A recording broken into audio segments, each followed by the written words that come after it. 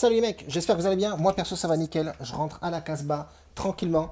J'ai regardé les matchs pour aujourd'hui. Il y a deux matchs qui me plaisent plutôt pas mal. Alors ça n'a pas été rangé, putain de bordel.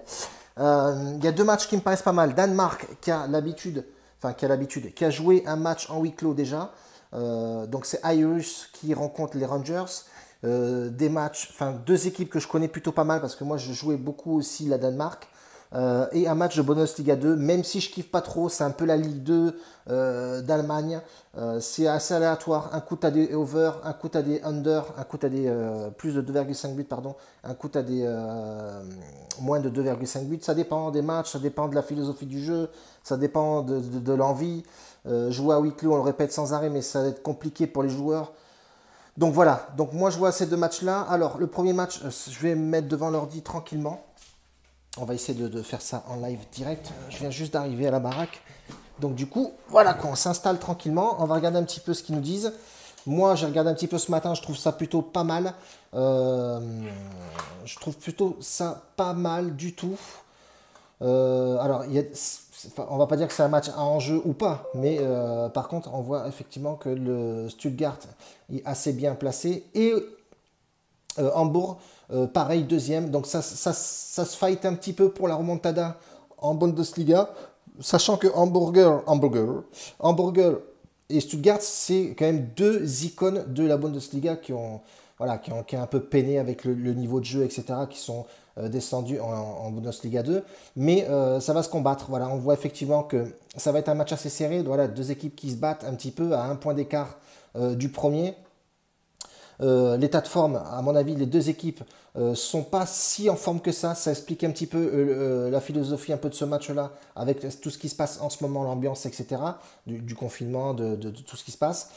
Stuttgart à domicile, c'est assez costaud. Voilà, on peut voir effectivement sur les 5 derniers matchs, ils n'en ont pas perdu un seul à la maison. Si on regarde sur les 10 derniers matchs, c'est 2 défaites et un match nul.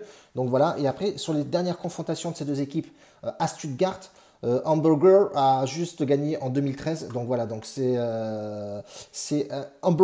Stuttgart qui mène la danse avec beaucoup de matchs nuls. Enfin, il y a eu deux matchs nuls, enfin un match nul, pardon, un match nul, pardon. Donc moi sur ce match-là, voilà, ce qui m'intéresse moi fortement, je vois que Hamburger à l'extérieur, ça claque quand même un petit peu de but. Je partirai sur les deux équipes marquent sur ce match, même si ça reste risqué, certes, on va le prendre comme un fun, hein, on va combiner deux matchs, on va essayer de le prendre comme un fun, de ne pas trop miser lourd dessus. Moi j'ai mis 25 balles dessus.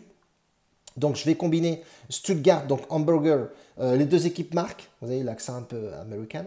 Donc du coup voilà. Et pour le match danois, donc voilà, en Superliga, match danois. Donc voilà, ces deux équipes-là, on sait très bien que ce classement général, l'équipe qu'on connaît le mieux, c'est Copenhague, qui a l'habitude de jouer l'Europa League, et Midtjylland, qui sont plutôt en forme, toutes ces deux équipes-là. Mais Aarhus est derrière, colle au cul, ils sont troisième. Ils font un bon parcours dans cette Superliga, ça a été arrêté. Ils ont eu un ou deux matchs joués à huis clos, donc l'ambiance de huis clos, ils le connaissent déjà. Aarhus à domicile, ben c'est 2 nuls, 2 victoires et une défaite. Donc après, je ne compte pas le match de Cup et les deux matchs amicaux, forcément. Mais Aarhus et Randers,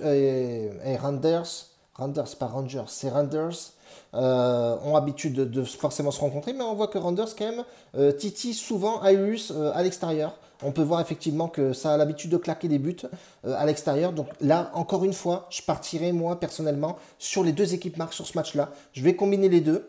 Tu veux le jouer en simple, joue-le en simple.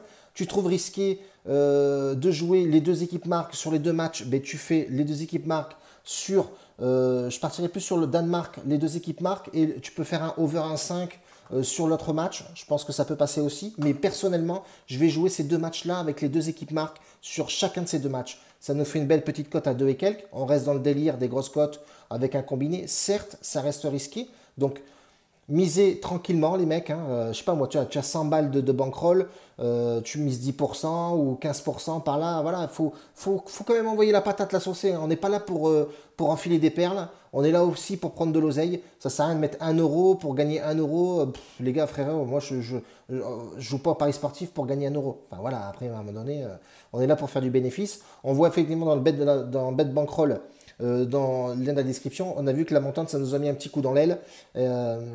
Donc du coup, je crois qu'on est à moins 40, moins 50. Donc voilà, il faut un peu augmenter ça. il faut remonter cette bankroll.